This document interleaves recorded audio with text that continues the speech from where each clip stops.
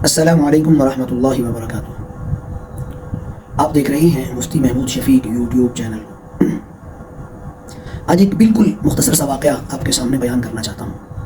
بڑا بہترین واقعہ ہے، آپ اس کو سنیں اور یقین جانیں آپ کو اللہ والوں کی عظمت کا پتہ چلے گا کہ اللہ والے کیسے ہوتے ہیں، کیسا ان کا اللہ سے تعلق اور کیسا یقین ہوتا ہے، وہ کیسے اللہ کے دوست بنتے ہیں، وہ کیسے اللہ کے محبوب بنتے ہیں۔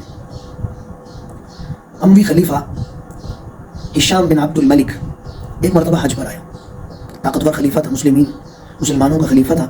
ہشام بن عبد الملک جب حج پر آیا تو حج کے موقع پر انہوں نے رسول اللہ صلی اللہ علیہ وآلہ وسلم کے محبوب ترین صحابی سیدنا عمر فاروق رضی اللہ تعالی عنہ کے پوتے سالم بن عبد اللہ کو دیکھا۔ سالم طواف کر رہے تھے، مفلوق الحال تھے، غریب تھے، شکل و صورت سے بھی مال و دولت ٹپک نہیں رہا تھا، کپڑے بھی سادہ سے تھے۔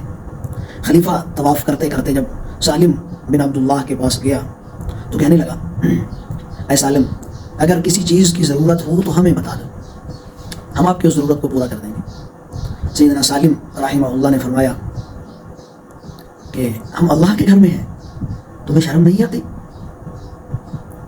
ہم اللہ کے گھر میں ہیں، تمہیں شرم نہیں آتی؟ کیا عجیب جملہ ہے، کیا عجیب جملہ ہے، اللہ اکبر، کیسی عجیب بات فرمائی سالم نے۔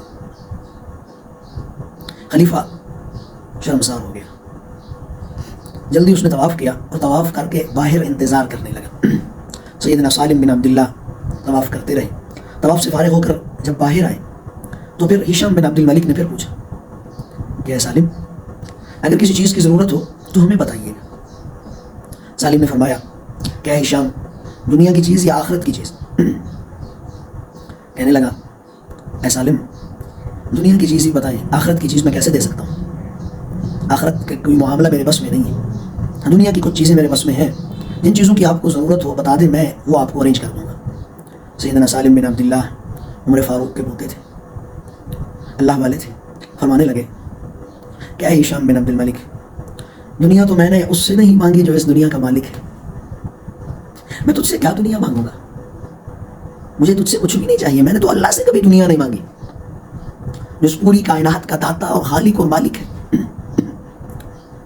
میں نے اس رب سے کبھی دنیا نہیں مانگی، تو تجھ سے کیا دنیا مانگوں؟